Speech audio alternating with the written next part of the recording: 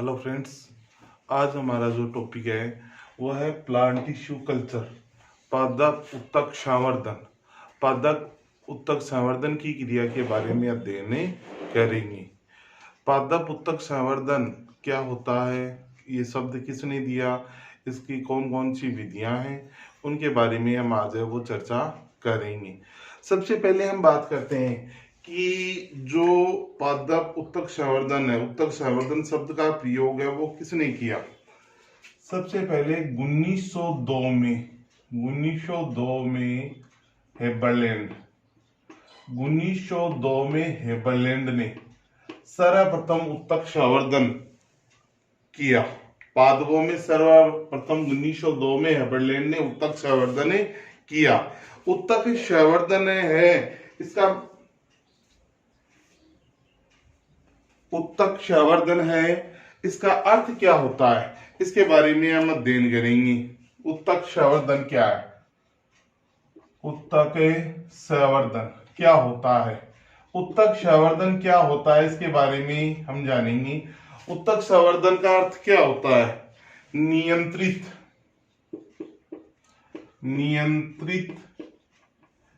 व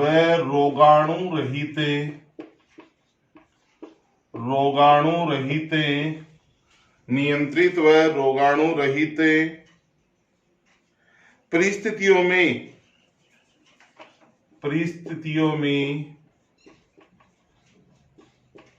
परिस्थितियों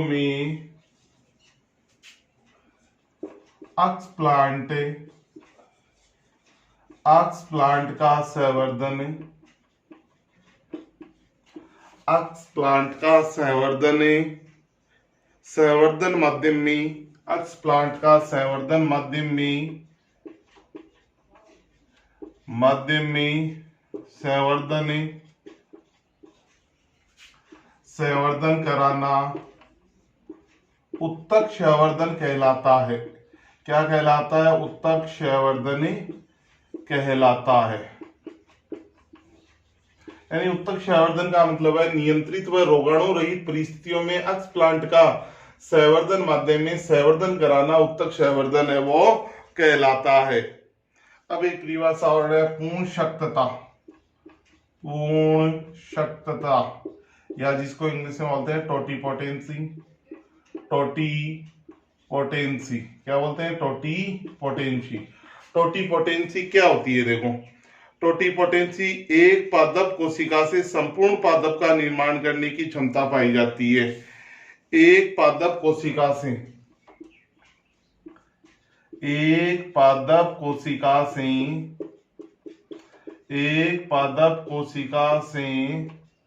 संपूर्ण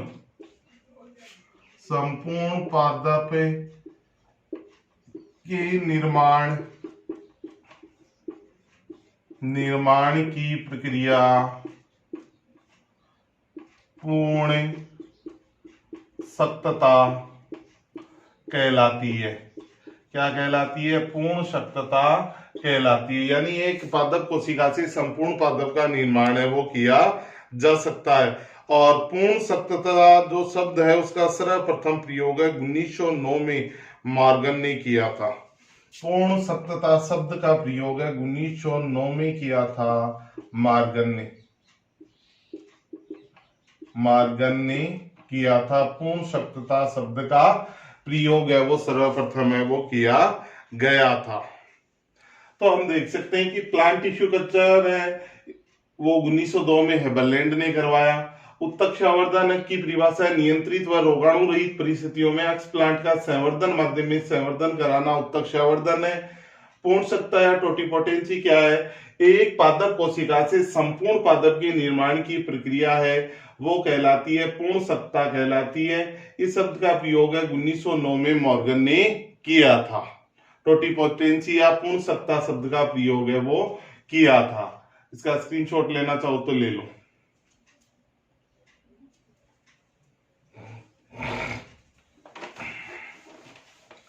अब हम बात करेंगे उत्तक संवर्धन में प्रयुक्त होने वाले कुछ शब्दों के बारे में। उत्तक संवर्धन की जो क्रिया है उसमें प्रयुक्त होने वाले कुछ शब्दों के बारे में हम चर्चा करेंगे। और उत्तक संवर्धन में प्रयुक्त होने वाले कुछ महत्वपूर्ण शब्द हैं। उनमें पहला शब्द आता है कर्तोतक, या इसको हम बोलते हैं अक्ष प्लांट। इंग्लिश में नाम है इसका अक्ष प्लांट, पहला शब्द। दूसरा जो शब्द आता है वो आता है संवर्धन माध्यम। क्या आता है? संवर्धन माध्यम, संवर्धन माध्यम। ठीक है। तीसरा जो शब्द आता है केलस। चौथा जो शब्द आता है उसका नाम है यहाँ पे जीव द्रविक, जीव द्रविक। पांचवा जो शब्द आता है उसका नाम है निर्जमीकरण, निर्जमीकरण। छठा जो शब्द आता है उसका नाम है यहाँ पर सतही निर्जमीकरण, सतही निर्जमीकरण। सातवां जो पॉइंट आता है उसका यहाँ पे जो नाम है वो है सरोपण या निवेशन, निवेशन। आठवां जो शब्द यहाँ पे आता है वो आता है पात्रे। नौवां जो शब्द आता है वो आता है यहाँ पे क्लोन, क्लोन। और 10वां जो शब्द आता है वो यहाँ पे आता है कायिक भूरण, कायिक भूरण। क्या नाम है? कायिक भूरण। 10वें शब्द की परिभाषा है। और उसके बाद में जो 11वां आता है कृत्रिम बीज, 11वां आता है कृत्रिम बीज। और 12वां जो शब्द आता है वो आता है बुरणाव। क्या आता है? बुरणाव, बुरणाव। ठीक है। इनके बारे में हम विस्तार पूर्वक है वो चर्चा करेंगे। इन शब्दों के बारे में विस्तार पूर्वक हम क्या करेंगे? चर्चा करेंगे। ठीक है। तो इनमें से हमें पहली परिभाषा है वो लेते हैं जो दी हुई है बोर्ड पे। पहली परिभाषा है संवर्धन माध्यम। क्या है? संवर्धन कर्तोतक। पहली परिभाषा क्या है? कर्तोतक है हमारी। उसके बारे में हम विस्तार पूर्वक है वो चर्चा करेंगे। कर्तोतक के बारे में, कर्तोतक के बारे में विस्तार पूर्वक है वो चर्चा करेंगे। ठीक है। अब देखो, सबसे पहली जो परिभाषा आती है वो आती है कर्तोतक या अक्ष प्लांट। कर्तोतक या अक्ष प्लांट होता क्या है? देखो, कर्तोतक या अक्ष प्लांट का मतलब ये होता है पादप के वे भाग जिनका उपयोग उत्तक संवर्धन हेतु किया जाता है। पादप के वे भाग जिनका उपयोग उत्तक संवर्धन हेतु किया जाता है कर्तोतक कहलाते हैं। जैसे बीजोतक है, जड़, तना, पत्ती, पुष्प है, परागकण है, बीजांड है, कायिकलिका है और शीर्षकलिका है। इनका उपयोग है वो पादप के नए भागों के निर्माण के लिए किया जाता है।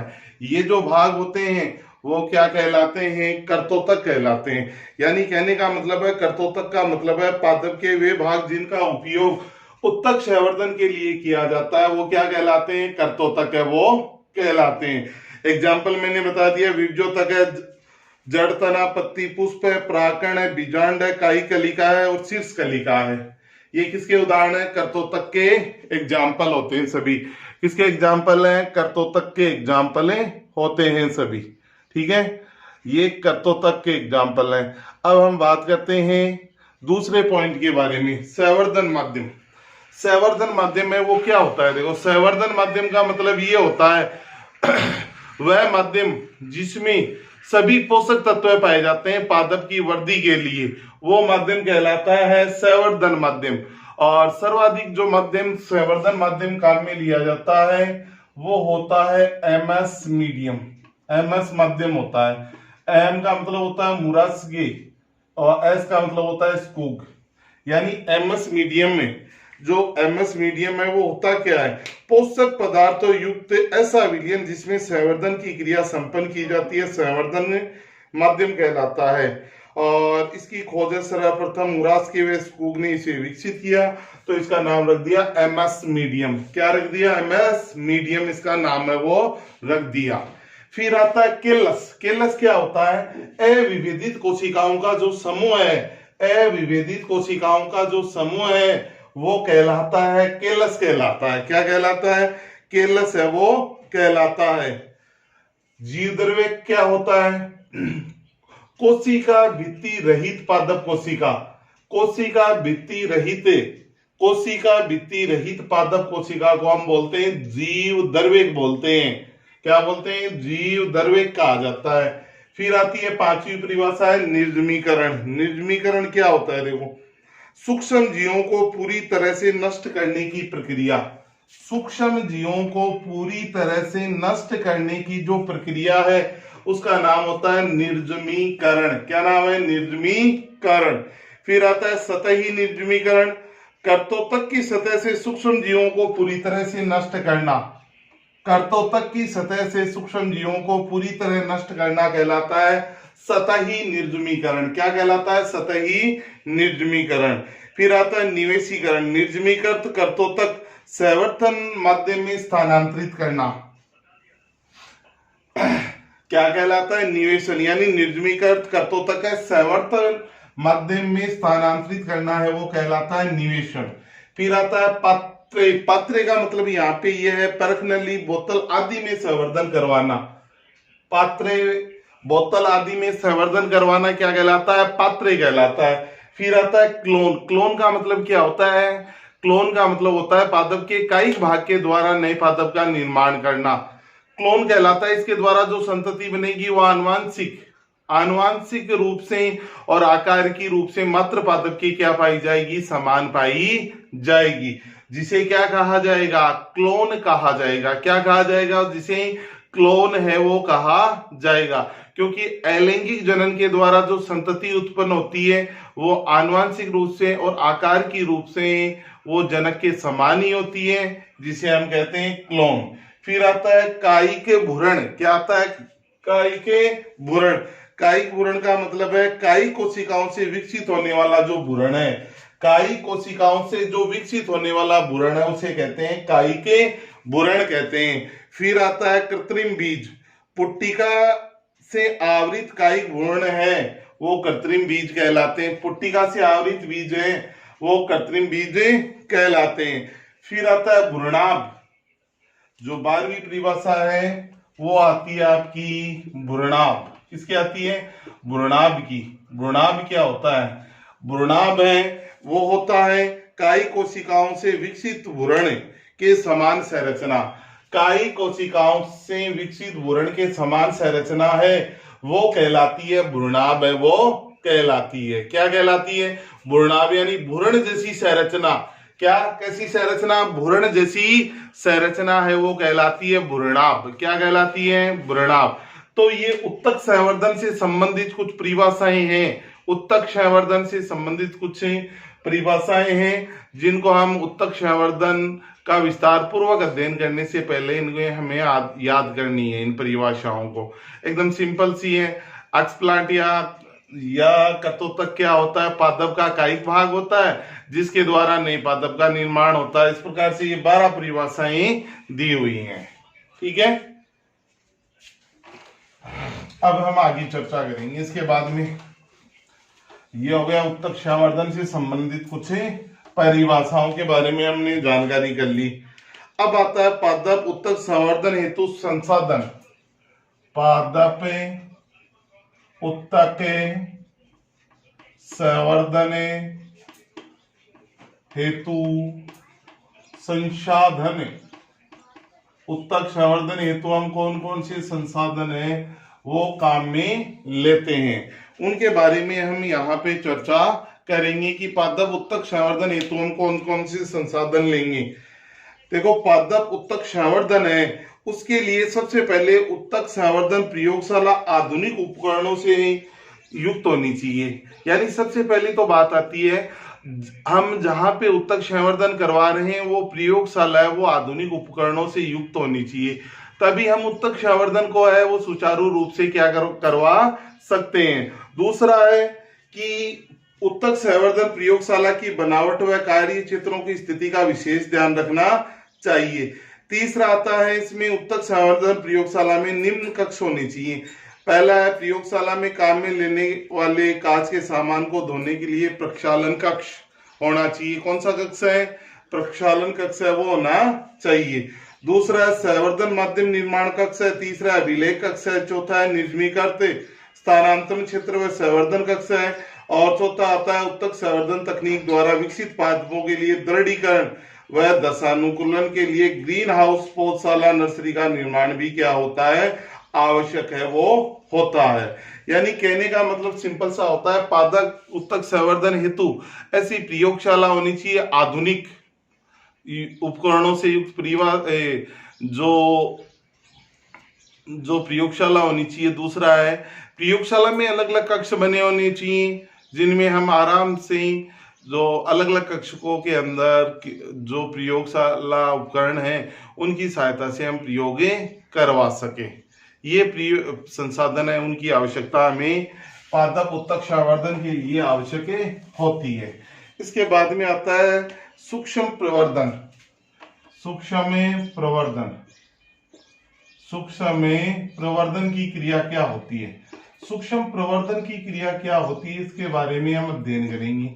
सूक्ष्म प्रवर्धन क्या होता है? देखो, सूक्ष्म प्रवर्धन का मतलब है नियंत्रित व रोगाणु रहित परिस्थितियों में उत्तक संवर्धन द्वारा अक्ष प्लांट का संवर्धन कराकर अधिक से अधिक संख्या में पादपों का निर्माण करना। यानी सूक्ष्म प्रवर्धन का मतलब है नियंत्रित व रोगाणु रहित परिस्थितियों में अक्ष प्लांट के द्वारा, यानी कर्तोतक के द्वारा। अक्ष प्लांट क्या होता है? पादप का कोई कायिक भाग होता है, जैसे जड़, तना, पुष्प, पत्ती, ये कायिक भाग होते हैं। इनके द्वारा अधिक से अधिक संख्या में नए पादपों का निर्माण करना है, वो क्या कहलाता है? सूक्ष्म प्रवर्धन की क्रिया है वो कहलाती है। यानी सूक्ष्म प्रवर्धन के द्वारा कर्तोतक के द्वारा नए पादपों का क्या किया जाता है? निर्माण है वो किया जाता है। सूक्ष्म प्रवर्धन की क्रिया है निम्न चरणों में संपन्न होती है। सबसे पहला जो चरण आता है वो आता है इसका शून्य चरण। अब बात करते हैं कि शून्य जो चरण है वो क्या होता है। देखो, शून्य चरण में हम क्या करते हैं? शून्य इस चरण को दो भागों में विभाजित है वो किया गया है। पहला है कर्तोतक का चयन एवं पूर्व उपचार। कर्तोतक का चयन एवं पूर्व उपचार। कर्तोतक का चयन एवं पूर्व उपचार। दूसरा इसका जो पॉइंट आता है कर्तोतक का सतही निर्जमीकरण। कर्तोतक का सतही निर्जमीकरण। शून्य चरण में दो क्रियाएं हैं। पहला है कर्तोतक का चयन पूर्व उपचार। क्या होता है? देखो, उत्तक संवर्धन के उद्देश्य के आधार पर कर्तोतक का चयन करते हैं। चयनित कर्तोतक को नल के बहते हुए पानी में ट्विन बीज की सहायता से धोते हैं, जिससे इसकी सतह पर उपस्थित सूक्ष्म जीव आदि हट जाते हैं। इस प्रक्रिया को कर्तोतक का पूर्व उपचार है वो कहा जाता है। उद्देश्यों के अनुसार प्रयुक्त कर्तोतक अलग अलग प्रकार से लिए जाते हैं, जैसे क्लोनिन के लिए प्रोएसिस और कक्षस्थ कलिकाएं, वायरस मुक्त पादपों के लिए शीर्षस्थ विभ्योतक, अगुणित पादप संवर्धन के लिए प्राकण, प्राकोष, अनिषेचित अंडकोशिका ली जाती है। जीवद्रव्यक संवर्धन के लिए सामान्य पत्ती ली जाती है। त्रिगुणित पादप संवर्धन के लिए भ्रूणपोष लिया जाता है। कायिक भ्रूणोद्भवन के लिए पादप के नव निर्मित भाग लिए जाते हैं और किल्लत संवर्धन के लिए पादप का कोई भी भाग है वो लिया जा सकता है। जैसे मैं कहता हूं वायरस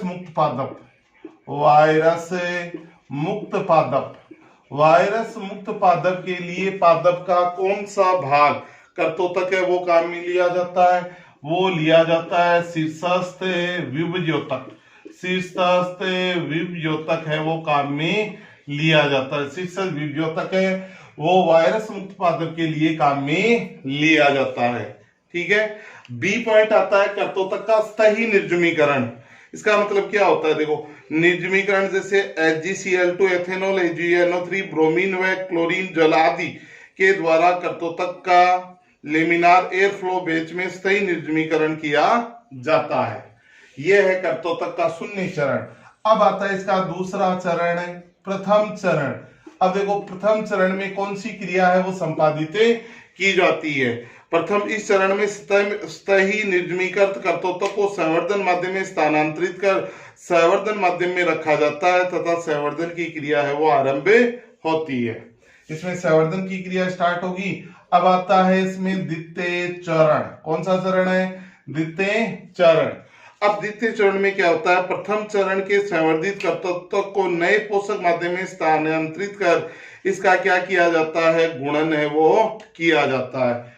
फिर इसके बाद में आता है चौथा पॉइंट। कौन सा पॉइंट आता है, चौथा पॉइंट, तृतीय चरण। तृतीय चरण। अब बात आती है तृतीय चरण में कौन सी क्रिया की जाती है। तृतीय चरण में क्या किया जाता है, संपूर्ण पादप का पुनरुद्भवन किया जाता है। संपूर्ण पादप का पुनरुद्भवन है वो तृतीय चरण में किया जाता है। और फिर आता है चतुर्थ चरण। चतुर्थ चरण। चतुर्थ चरण में क्या होता है, उत्तक संवर्धन द्वारा विकसित पादपों का दृढ़ीकरण व दशानुकूलन की क्रिया है वो संपन्न की जाती है। दशानुकूलन का मतलब क्या होता है, दशानुकूलन का मतलब ये होता है कि पादप को विशेष वातावरण में मृदा में स्थानांतरित करना ही दृढ़ीकरण कहलाता है। क्या कहलाता है, दृढ़ीकरण की क्रिया है वो कहलाती है। अब जो हमने उत्तक प्लांट टिश्यू कल्चर पढ़ा है उसके बारे में संक्षेप में हम बात करते हैं कि प्लांट टिश्यू कल्चर सबसे पहले 1902 में हेबरलैंड ने करवाया था, उत्तक संवर्धन की क्रिया करवाई थी। और उत्तक संवर्धन का मतलब क्या होता है, नियंत्रित व रोगाणु रहित परिस्थितियों में नए पादपों का निर्माण करना पादप के इकाई भागों द्वारा। फिर आता है टोटिपोटेंसी या पूर्ण सख्तता। पादप की इकाई कोशिका के द्वारा संपूर्ण पादप का निर्माण करना ही पूर्ण सख्तता या टोटिपोटेंसी कहलाती है। यानी इसके द्वारा नए पादपों का निर्माण है वो किया जा सकता है पूर्ण सख्तता के द्वारा। फिर इसके बाद में आती है कर्तोतक से संबंधित कुछ परिभाषाएं। इनमें विशेष बिंदु आता है कर्तोतक या एक्सप्लांट आता है। कर्तोतक या एक्सप्लांट क्या होता है, पादप का कायिक भाग होता है जिसके द्वारा नए प्लांट का निर्माण हो सकता है, जैसे जड़, तना, पत्ती, परागकण है। ये क्या होते हैं, पादप के कायिक भाग होते हैं। इनके द्वारा नए प्लांट का निर्माण है वो किया जा सकता है। फिर आती है संसाधन प्रयोगशाला होनी चाहिए। प्रयोगशाला में उचित तापक्रम है, प्रयोग अलग अलग कक्षा वो बने होने चाहिए। फिर हम बात करते हैं कि जो सूक्ष्म प्रवर्धन है उसमें कौन कौन से चरण आते हैं, शून्य, प्रथम, द्वितीय, तृतीय, चतुर्थ चरण आते हैं। इनके द्वारा है पादप के कायिक भाग के द्वारा नए पादपों का निर्माण है वो आसानी से किया जा सकता है। तो आज का जो हमारा टॉपिक था उसमें इतना ही। Okay, bye.